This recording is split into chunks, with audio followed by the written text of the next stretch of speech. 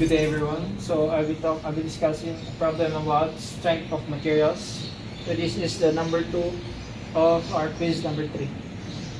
So the problem is determine the maximum shear stress in a helical steel spring composed of 20 turns of 20 millimeter diameter wire on a mean radius of 80 millimeter when the spring is supported by a load of 20 kilonewtons. So here is a given. So the solution is for the maximum stress we have a formula of 16 PR over pi d cubed times 4m minus 1 over 4m minus 4 plus 0.615 over m. So to get Rm, we have read out the formula which is 2 times R over D. So you input R1.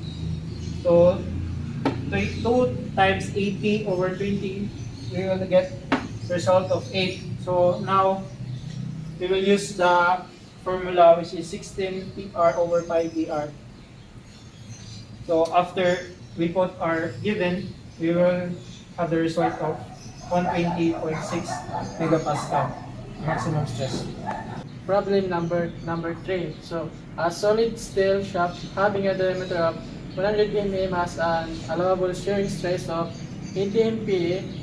Determine the maximum torque that the shaft can carry without exceeding the allowable spring stress. So, muna itong given, no? Given. So, this is equals to 100 mm.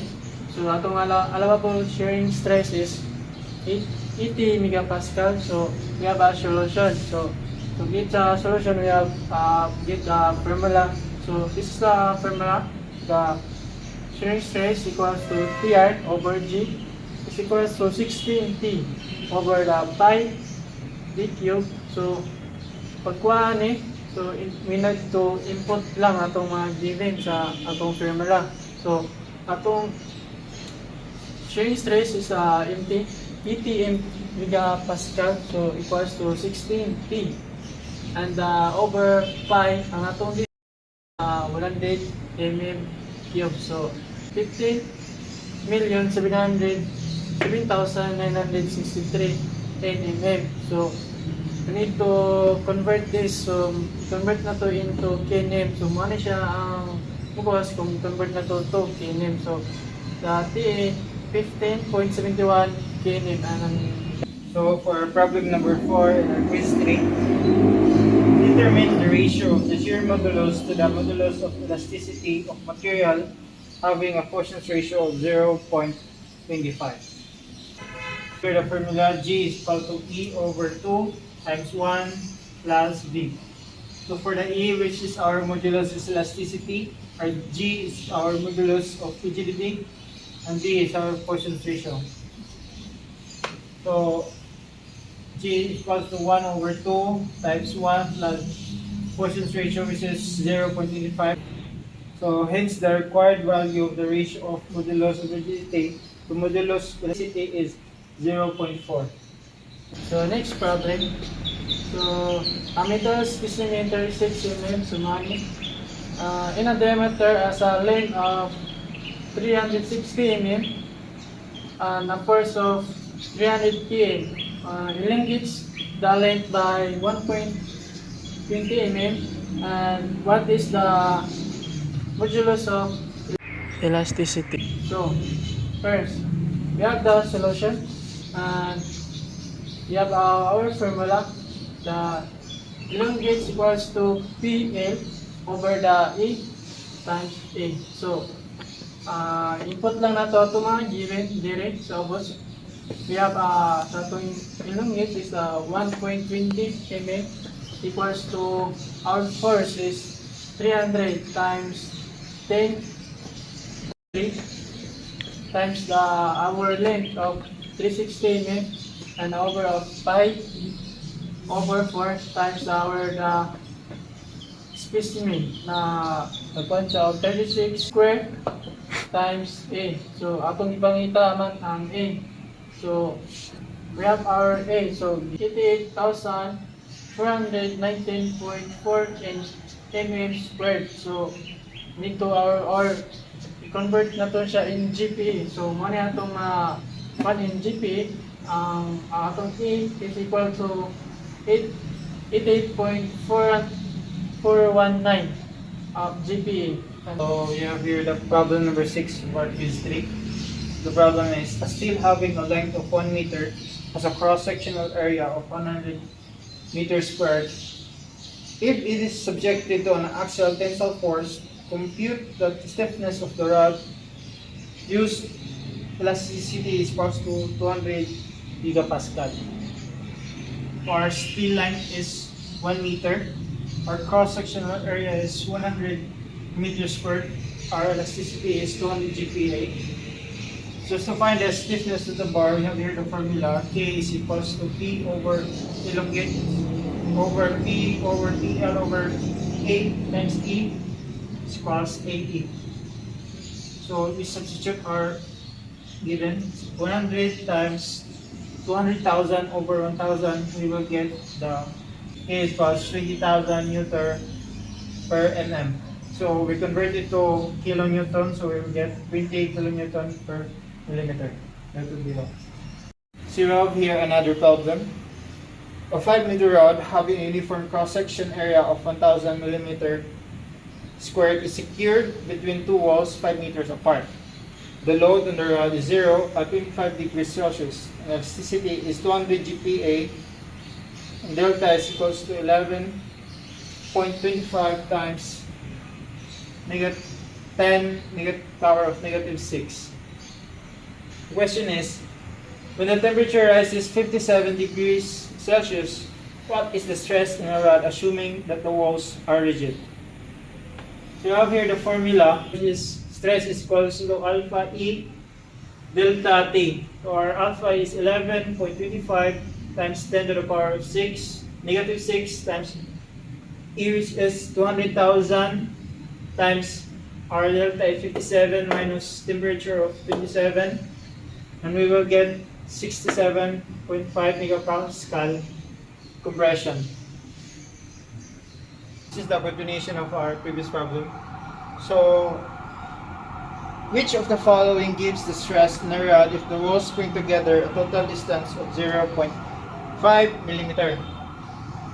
So to get that, we have the formula elongate T is equals to alpha L delta T. For alpha again is 11.25 times 10 to the power of negative 6 times 5,000 millimeter times 57 degrees minus 27 degrees Celsius.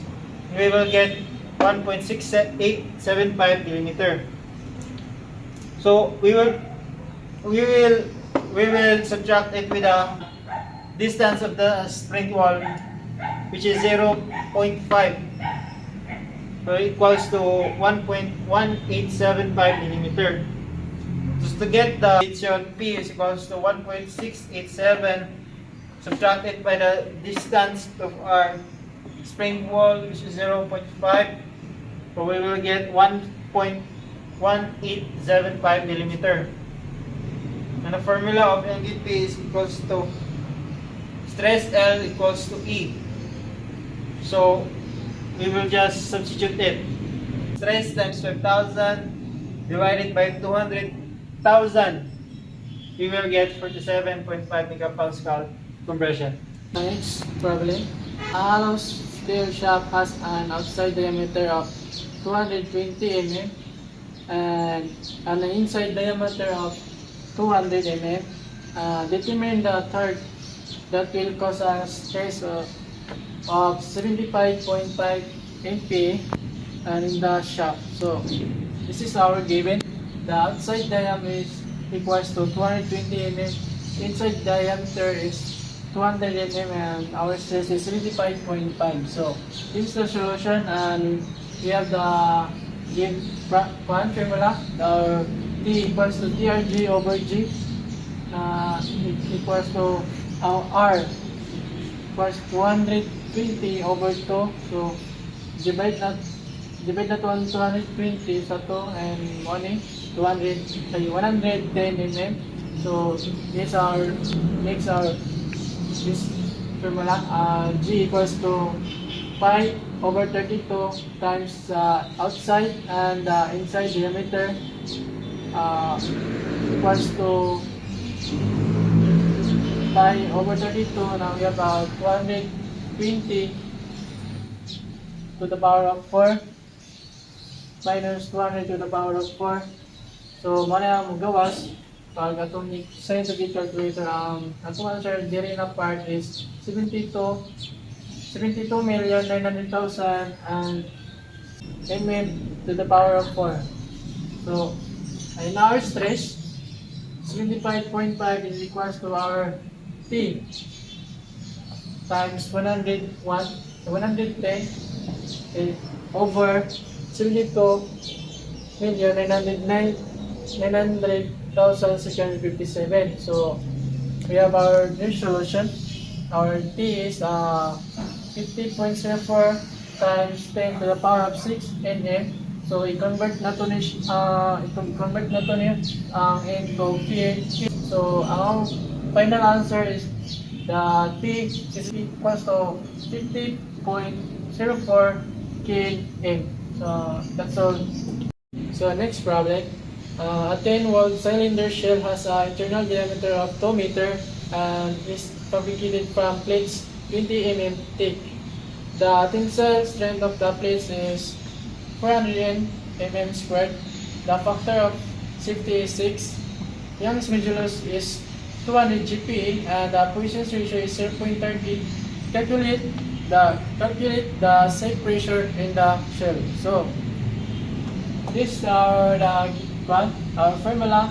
One yung tinatawag na stress in shell. So first, we need to get our stress. So this is the process of getting stress. So Q equals to 400 over Fs equals to 400 over 6. So ang given sa Fs is 6. So equals, so mana tong stress na atong makuha ang 66.67 MPa. So we back there. So getting for stress, so sa nanantay stress na given, so we input there. I-input lang nato ang 66.67 equals the P times the D and over the 2 and the 20, 2 times 20. So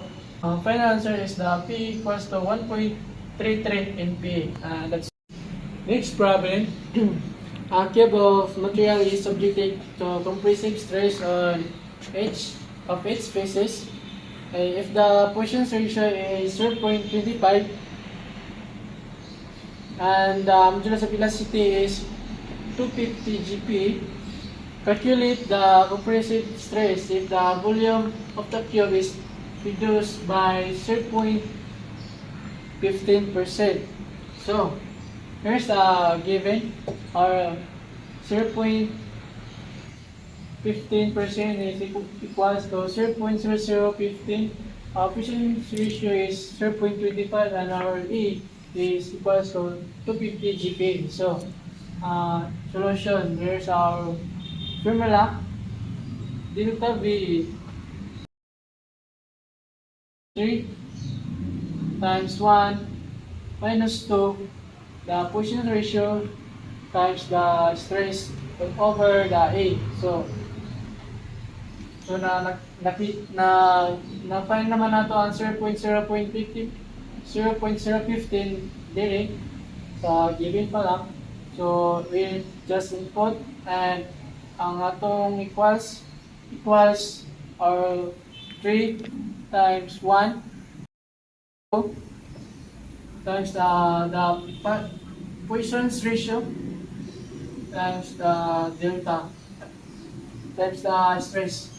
So over the 250 times 10 to the power of 3. So ang pangitaman is the stress. So we need to find the stress. So the final answer of stress is equals to 250 megapascal.